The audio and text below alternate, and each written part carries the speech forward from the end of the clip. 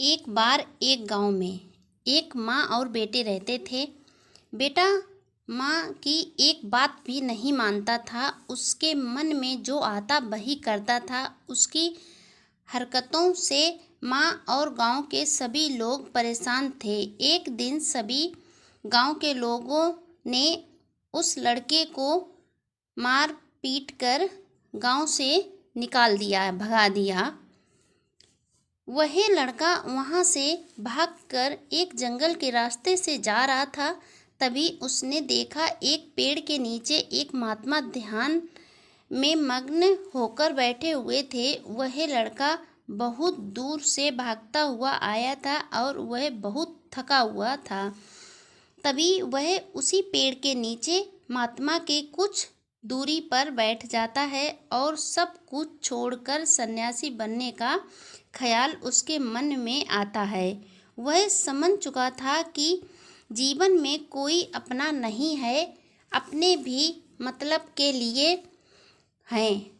उसने सोचा अब केवल ईश्वर का सहारा है। यही सोचकर वह उन्हीं महात्मा के साथ रहने की इच्छा बना लेता है। जब उस महात्मा ने आंखें खोली तो वह लड़का को वहाँ पर बैठा देखकर वह उस लड़के की सारी कहानी जान ली। तभी उस लड़के ने महात्मा से हाथ जोड़कर कहा, महात्मन मुझे अपने साथ रख लो। जैसे आप सभी शिष्य रहते हैं वैसे मैं भी आपके साथ रहना चाहता हूँ। मुझे भी अपना शिष्य बना लो। महात्मन ने कहा, चलो ठीक है। वह महात्मा जी के साथ उनके आश्रम में चला गया।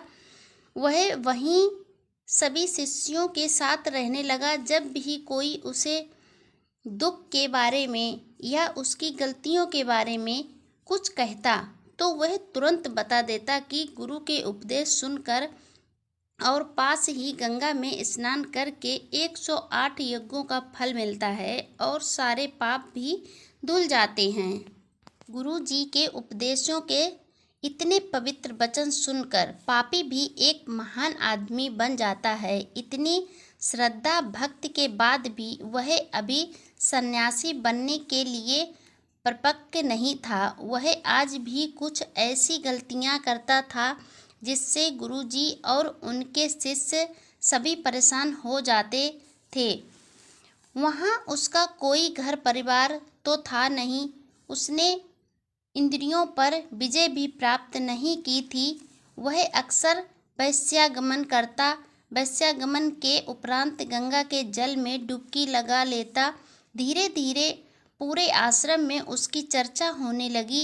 एक दिन उससे एक शिष्य ने कहा, भाई या आप अपने सांसारिक जीवन में लौट जाओ या नहीं तो अपनी इंद्रियों पर विजय प्राप्त करो। तुम प्रतिदिन गंगा में डुबकी लगाते हो और गुरु जी के उपदेश सुनते हो, फिर वैश्यागमन जैसे पाप करते हो। इससे तुमको क्या लाभ?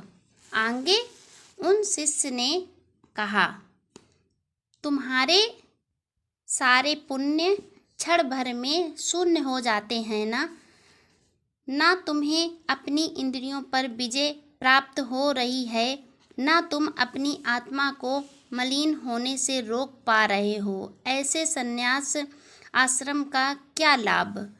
इस पर उस युवक ने कहा, अरे भाई, आपको नहीं पता, गंगा मैया के जल में डुबकी लगाने से और गुरु जी के उपदेश सुनने से सभी प्रकार के पाप नष्ट हो जाते हैं। मैं तो केवल एक पाप करता हूँ, वहीं मैं प्रतिदिन गंगा में 2 बार डुबकी लगाता हूँ और सुबह शाम गुरु जी के प्रवचन भी सुनता हूँ। फिर मैं पापी कहाँ से हुआ? यह कहकर हंसता हुआ चला गया। अपने वरिष्ठ शिष्य की बात भी पूरी नहीं होने दी। उस शिष्य ने यह सारी कहानी गुरु जी को सुनाई। उनको इस बात पर गुस्सा तो आया पर शांत रहे। दूसरे दिन जब वह गंगा स्नान करने के लिए गया तो वहाँ गुरु जी वस्त्र धो रहे थे। गुरु जी को वस्त्र धोते देखकर वह वहीं रुक गया। उसने सोचा गुरुजी चले जाएं तब मैं नहाऊंगा, परंतु गुरुजी जाने का नाम ही नहीं ले रहे थे। तब उस युवक ने गुरुजी को देखना चाहा कि आखिर गुरुजी कर क्या रहे हैं। उस युवक ने देखा तो चिढ़ गया। गुरुजी एक सफ़ेद वस्त्र को रगड़ रगड़ कर साफ कर रहे थे। ज्यों ही वह वस्त्र साफ हो जाता, उस तट पर जमे चिकनी मिट्टी के कीचड़ में रगड़ते, जिससे वस्त्र पुनः गंदा हो जाता। फिर उस गंदे वस्त्र को गंगा के जल में डालकर रगड़ रगड़ कर साफ करते। कुछ देर तक उस लड़के ने सब्र बांधा। कुछ समय पश्चात क्रोध में आकर कहा, गुरुजी यह क्या कर रहे हो? समय और समर्थ दोनों ही नष्ट कर रहे हो। आप तो महान महात्मा हो, आपको इतना भी नहीं पता यदि इस कपड़े को गंदा ही करना है तो पुनः कीचड़ में क्यों डालकर रगड़ते हो? यह सुनते ही गुरुजी खड़े होकर उस शिष्य की ओर देखते हुए बड़े मीठे शब्दों में कहा, अरे मूर्ख, यही तो मैं तुझे समझाना चाहता हूँ कि तू अपना समय और समर्थ दोनों नष्ट कर रहा है। यदि तुझे पाप कर्म ही करने हैं तो आकर गंगा जी में क्यों धोता है? क्यों आश्रम में रहता है? क्यों गुरु के प्रवचन सुनता है? यदि स्वच्छ जल में सारे पाप कर्म धो देता है तो फिर पुनः जाकर पाप कर्म करता क्यों है? वह युवक सीधा गुरु के चरणों में गिर पड़ा। रोता हुआ बोला, गुरुजी मुझसे गलती हो गई, मुझे क्षमा कर दो।